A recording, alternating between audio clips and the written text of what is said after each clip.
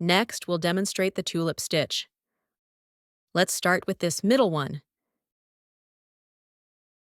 Using 6 strands of color number 8.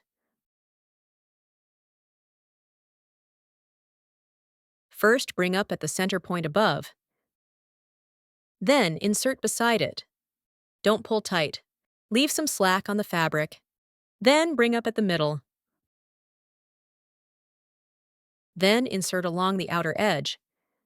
This step is similar to the daisy stitch in S2. Then, bring up at the left stem.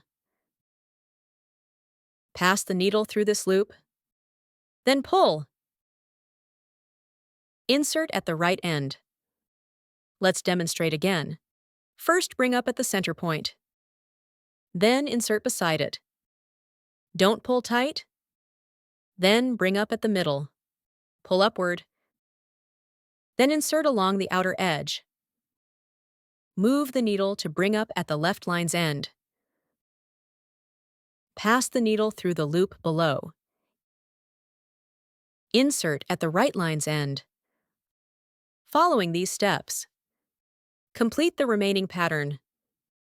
Don't pull too tight, or it will pucker, affecting the overall look. Insert the last stitch. Let's look at the finished result. Let's demonstrate once more. This time, using 6 strands of color number 2. Bring up. Following the same steps as before. Complete the remaining pattern. This stitch mainly creates the petal curves, and their layers, looking like blooming tulips. Delicate and beautiful. Insert. This tulip stitch is now complete.